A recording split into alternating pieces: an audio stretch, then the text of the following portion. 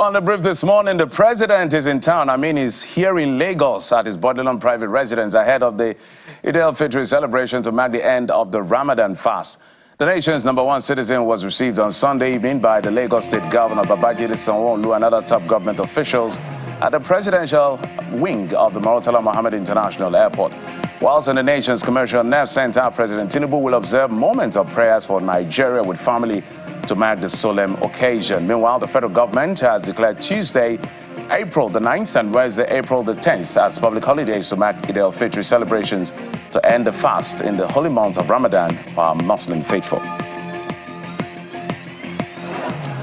And for those who are concerned about the future of the Labour Party presidential candidate, Mr. Peter Obi, following the seeming unending leadership crisis in his party, Mr. Obi says he's going nowhere. His focus, according to him, is to ensure a peaceful resolution to the challenges rocking the party.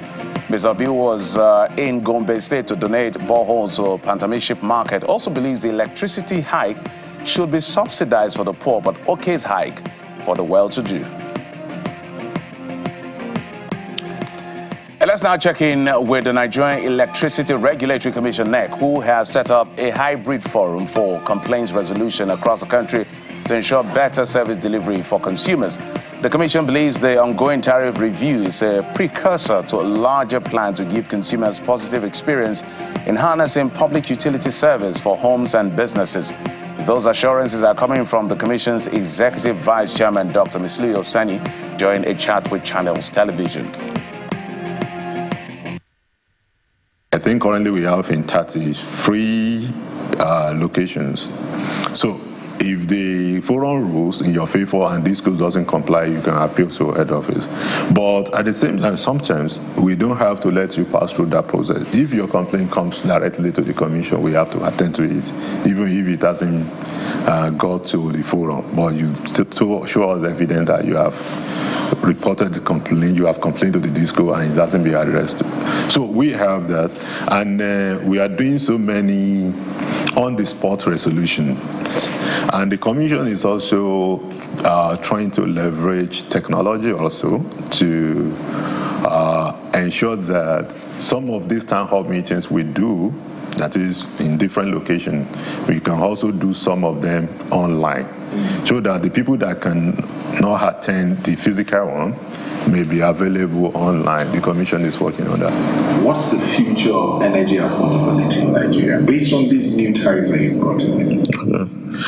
I think the future is bright, personally. As I said, if you get the service, you are better off compared to when you don't get the service.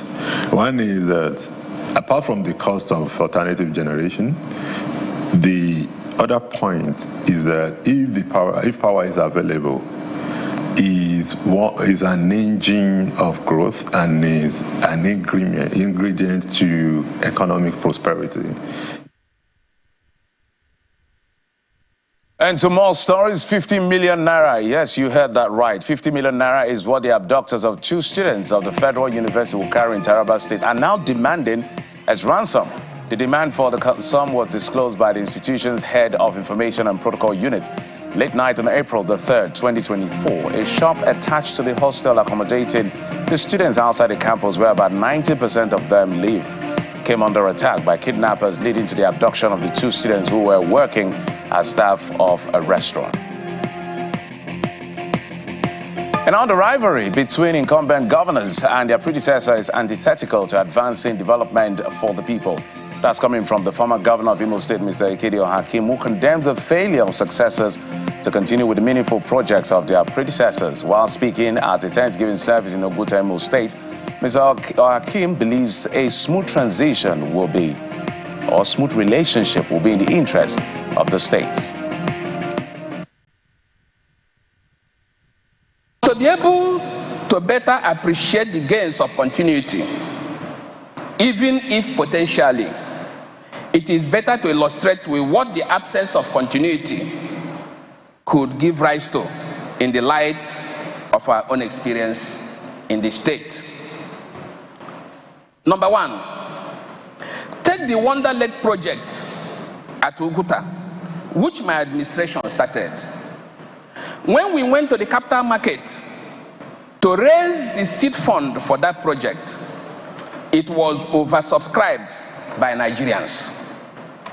That project, which was designed to create over 2,000 jobs, was discontinued after I left office, and the huge fund in the project account misapplied. If that project had not been abandoned, what Uzodimma administration is doing today with respect to the Rush River dredging and free trade zone project would have been complementary and a continuation of the Wonder Lake project. Today, the benefits would have been enormous, especially as it would have cost the state less. However, I feel quite vindicated that another visionary leader was able to see what we saw earlier. Let's talk about some exciting things now. Pelumi Nubi has not just fulfilled her passion, but has now demonstrated that driving from Lagos to London is a possibility for those who dare. The content creator embarked on a solo trip from London to Lagos on January the 31st, 2024, and arrived Nigeria-Benin Republic border to a heroic welcome, I should say, and was received by the Lagos state government officials and others. Pelumi's second stop was Badagry before she headed to the University of Lagos for the homecoming celebrations. On her way to Nigeria, she was involved in an accident but went through it to fulfill her dream. Honestly, I think we should do more audacious things as humans. I think it's very important to step out of our comfort zone. I really wanted to explain the continent I was born into as well. I did not see enough representation. I didn't know people that look like me, so I wanted to do that. You know, showcase our beautiful continent to people.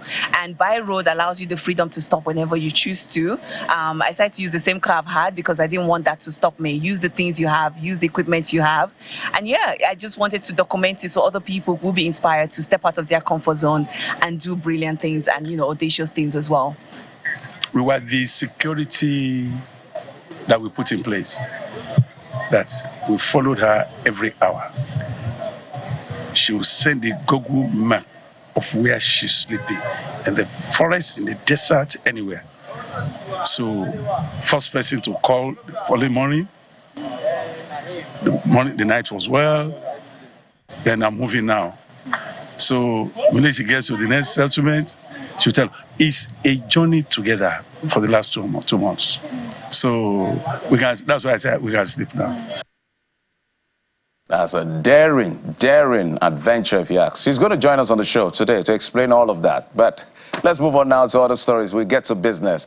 It appears business for Bureau de Change operators is not as rosy as it should be.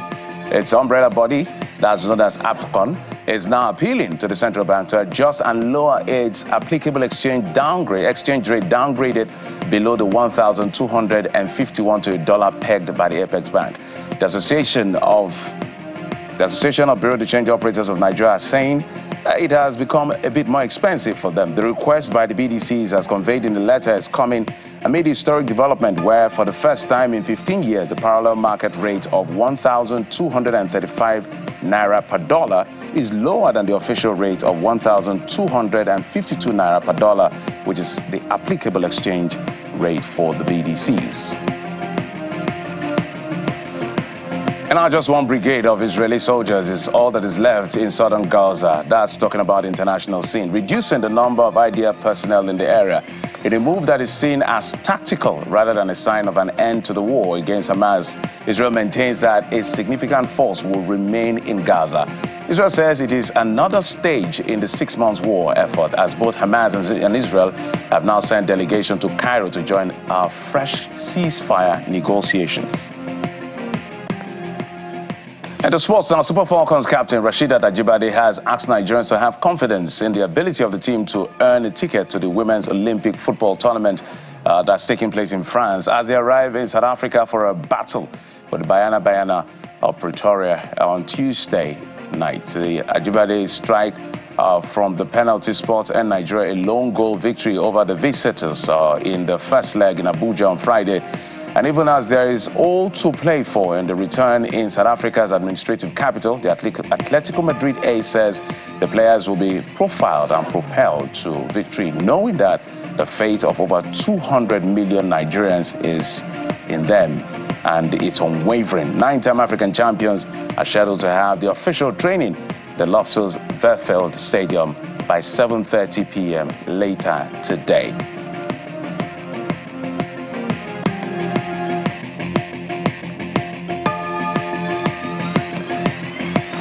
But let's be clear, we are supporting the Super Falcons. They did it and they have to do it again. So Ajibade, do not worry, we're all for you. So go there and get the result, and let's head out to France and get the trophy as much as possible. Well, those are the stories we've been tracking for you in, say, the last 24 hours, and it will shape part of our conversation for the show and for the rest of the day.